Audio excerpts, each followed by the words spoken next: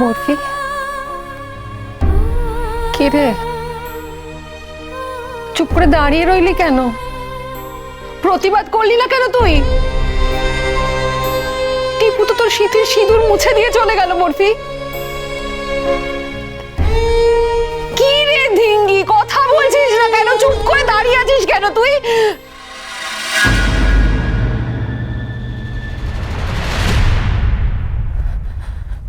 চল তুই আমার সঙ্গে চল।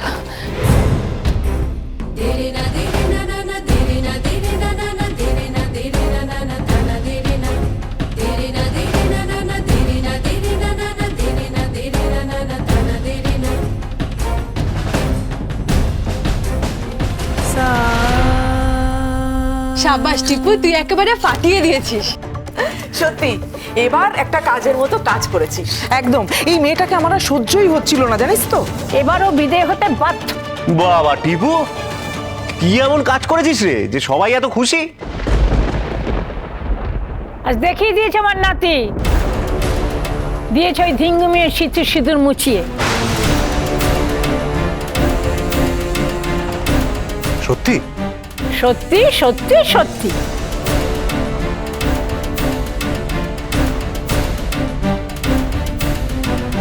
এ তুমি কি সর্বনাশ করেলে টিপু দাদা? একটা সদ্য বিয়ে হওয়ার মেয়ের মাথা থেকে শীতের সিঁদুর মুছে দিলে, আর সেই দেখে সবাই নাচছে। তোমাদের এমন শিক্ষার কাঁথায় আগুন গো। কাজল, বেশি বড় বড় কথা বলবি না বলে দিলাম। বললাম না, আমাদের বাড়ির ছেলেরা কেউ অন্যায় মুখ বুঝে সহ্য করে না। দেখলে তো কেমন সায়স্তা করে ছাড়লো এই ডাকাত মেয়েকে। সিঁদুর মুছে দিল স্মৃতি থেকে। এখন কিসের জোরে বড় বৌমার বডিগার্ড হয়ে থাকবে সেটা আমিও দেখব। মা, টিপু ধিঙ্গিকে বিয়ে করেছে, ওর সিঁথির সিঁদুরের ওপর নির্ভর করছে আমার ছেলের ভালো মন্দ। তাই আমার বডিগার্ডকে তাড়ানোর জন্য এমন কোনো কাজ করবেন না যাতে আমার ছেলের কোনো ক্ষতি হয়। আমার ভালো মন্দ নিয়ে তোমাকে অত ভাবতে হবে না, আর আমি যা করেছি বেশ করেছি।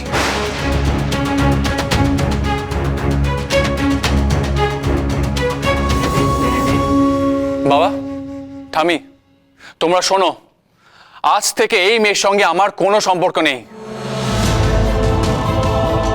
তাই তোমরা চাইলে ওকে ঘাড় ধাক্কা দিয়ে এই বাড়ি থেকে বের করে দিতে পারো।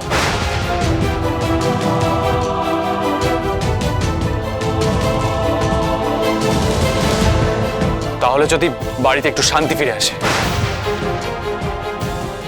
যত তাড়াতাড়ি পারো বিদায় করো এই অশান্তির পুড়িয়াকে। এই অশান্তির পুড়িয়া কাকে বললেন? কাকে বললেন? আমি যদি অশান্তির পুড়িয়া হই, আপনি অশান্তির ঠোঙা? না, আমি বুঝতে চাই না, আর তোমার এই বাজে মুখটা আমি সারা জীবন দেখতে চাই না। সব যেতে দাও আমাকে। কোথায় যাচ্ছিস টিপু? দাঁড়া, কোথায় যাচ্ছিস? কাল তোর বিয়ে হয়েছে, আজকে একা একা কোথাও বেরোতে নেই, তুই জানিস না? আরে বেরোতে দে ওকে, বেরোতে দে, ভয় পাস না। ওর ছেলেকে না ডাইনোসরেও খাবে না, ডাইনোসরের অরুচি।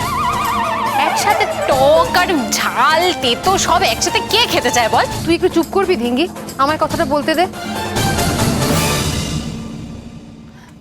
লক্ষ্মী ছেলে আমার, যাস না কোথাও। বিয়ের পরের দিন এরকম একা একা বেরোতে নেই, বেরোলে অনর্থ ঘটে। তুই জানিস আমরা কেন মাথায় সিঁদুর পরি?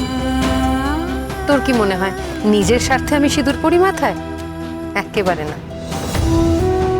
যে মানুষটা আমাদের মাথায় সিঁদুর পরিয়ে দেয় তার কল্যাণের কথা ভেবে আমরা সিঁদুর পরি, তার ভালো মন্দের কথা ভেবে আমরা সিঁদুর পরি। তাই নিজের স্ত্রীর সিঁথি থেকে সিঁদুর মুছে দেওয়া মানে হলো নিজের বিপদ ডেকে আনা। বিপদ বাই ফুট। এসব ফালতু বিপদের পরোয়া করি না আমি। আমি করি। তুই আমার ছেলে, তোর বিপদের পরোয়া আমি করি। ফালতু কথা না বলে আমার পথ ছাড়ো। না, ছাড়বো না।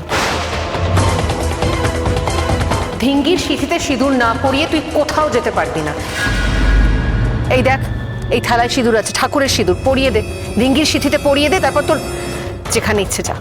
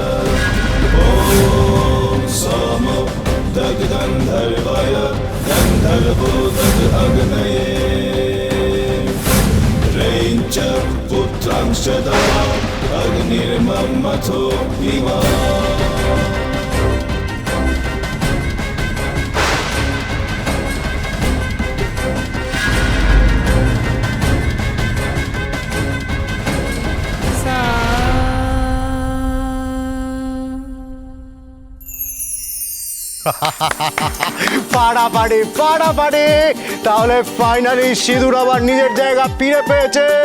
আর সিঁদুরকে যে স্মৃতিতে পুনঃস্থাপন করেছে সে আর কেউ না, আমাদের রৌদ্র টিপু কুমার ওরফে স্যান্ড কুমার। যে পিচে ক্লিন বোল্ড হয়ে গেছিল সেই সেম পিচে আবার ছক্কা মেরে ফিরে এসেছে সিঁদুর। বরফির স্মৃতিতে সিঁদুরের স্মুথ ল্যান্ডিং, পারফেক্ট শট। উফ, কি ভালো কমেন্ট্রি করলেন, দারুণ। চলুন স্মল সূর্যি, এই আনন্দ একটু নিচে নি।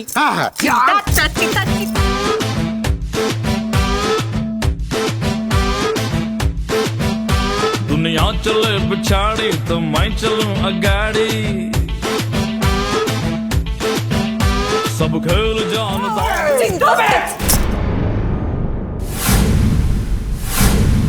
কিসের আনন্দে নাচছো তুমি?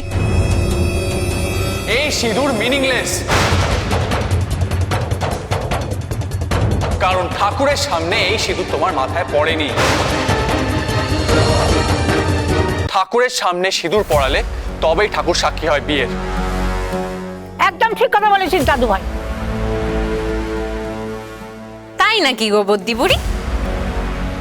ঠাকুর দেখবে? ওই যে ঠাকুর। আরো দেখবেন? ওই দেখুন।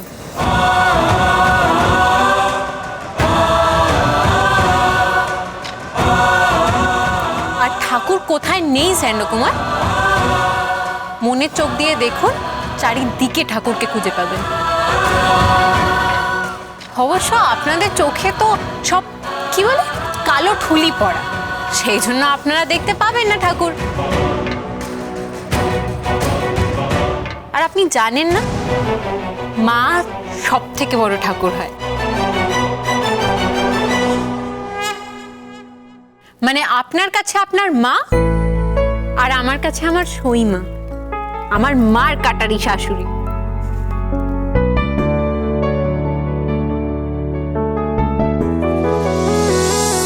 এইটুকুও জানে না বিদ্যের জাহাজ?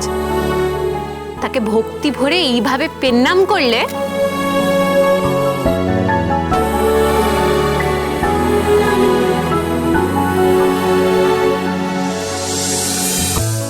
কোনোদিন খারাপ শিক্ষা পেতেন না।